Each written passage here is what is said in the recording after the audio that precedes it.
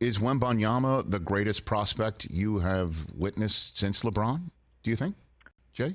Definitely since LeBron, he's the best. Yeah, I've never seen anybody like him, and the only thing I could really liken it to at my age was playing against Ralph Sampson in college. But you have to use the caveat that if Ralph Sampson were born 20 years ago, 19 years ago, he would have been raised in the game perhaps to do things like Wembanyama does it. Wembanyama is a 6'2" guard in a 7'4" body, and his skill level is amazing, especially when you consider that size. It sort of defies everything we've been conditioned to expect from a big guy. He handles it like a guard. He's fluid. He can shoot it. But then you add in that size and length and athleticism, and his defensive impact will be profound, especially as he gets older and matures. Like, he can switch out. He's not just a shot blocker in and around the lane. He can switch out on a pick and roll and pick up a guard or a wing and give the offensive player like 6-7 feet of space and take away the drive and still recover on a step back jumper and block the shot. He played in the same division as Rudy Gobert, and Gobert in his time there, I think it was 27 games if I remember right. And Wembanyama had 34 games, so 7 more games. But he blocked over 50 more shots in that time period. And he's an extraordinary talent. And the question I asked myself, Rich, that I just honestly don't know the answer to, and it's a hard thing to wrap your head around, is if you had an 18-year-old LeBron coming out of St. Vincent St. Mary's right now, and you dismissed what he became, obviously, and that's really hard to do.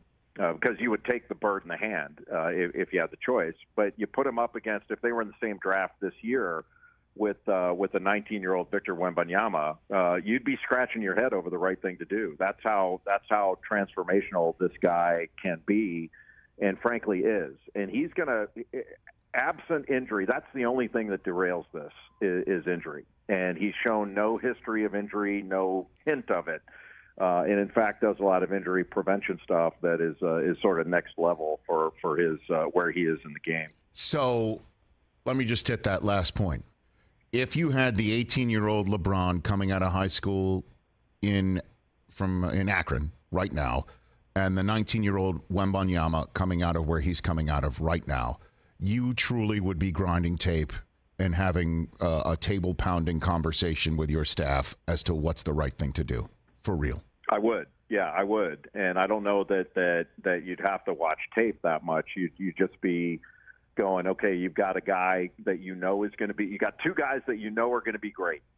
LeBron had the body that you're going, nothing stops this body, absent, running into a truck in the street. Like, you knew there was going to be no issues with durability. There is that lingering thought in the back of your mind that Wembanyama is slight of build, but so was Kevin Durant. Like, remember when Kevin Durant came out of Texas in 07? I think it was 07. He couldn't bench press 185 at the one time at the combine, and we were all losing our minds over that, as if they stop games and have bench press contests in order to continue to play, and that's not been an issue. And I don't think his frame is going to be an issue because of the way the game's played. He's not having to bang up against Nate Thurmond and Artis Gilmore down the low post. That's not the way the game's played anymore. It's certainly not the way he's going to play. He plays all over the floor, and his impact is huge at both ends of the floor. Both ends of the floor.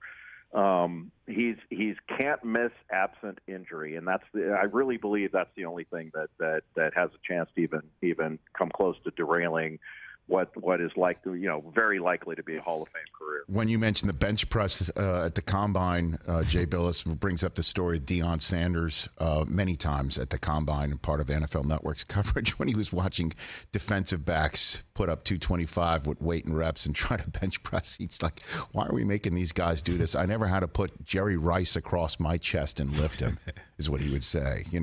It's a similar aspect to the game and the combine and again, evaluating talent. So I have to ask you, this being sports talk radio as well, making that choice, 18-year-old LeBron, 19-year-old Victor Wembanyama, what choice would you make, Jay? I would probably lean toward Wembanyama because I still have this old school idea that the size and length is preferable, but it goes back. Like I've been able to dismiss, my old school thinking back in the day of like 15 years ago that, you always take the bigger guy, that you go with, and Greg Oden was derailed by injury. I think he would have been great absent injury, but, you would default to the bigger guy back then over Kevin Durant. And, looking back, that seems ludicrous. And we'll do the same thing, not with, I don't think with Wembanyama, but with other prospects in this draft. There hasn't been a draft in the 21 years I've been doing it where 5 years later you wouldn't have drafted in a different order. That happens every year, that somebody who's ninth winds up being better than somebody who's third or something like that. It's an inexact science, and there's been nobody that's been able to figure it out. You just do the best you can. But there are certain things where, it's kind of like if you brought me or some schlep like me on to say, give us analysis of Usain Bolt. Like, what are you going to say? Like, boy, he gets out of the blocks quickly, and boy, his form is really good. Forget it. All you have to do is watch it. He's the fastest guy. Like, take him. After you watch Wembanyama, you don't have to go through all the attributes. Look at it. It's crazy how good this guy is. And it was the same thing with LeBron. You talk about all the attributes, but you're like, dude, this guy's different. And we're talking about LeBron and Wembanyama as being different from your number one pick in other years that are going to be great players. Like, 21 years of this, you've seen a number of Hall of Fame players go through, but there haven't been any I've felt like I have about LeBron, and there have been none that you feel like you feel about Wembanyama. Catch the Rich Eisen Show every single day on the Roku channel, 12 to 3 Eastern, for free.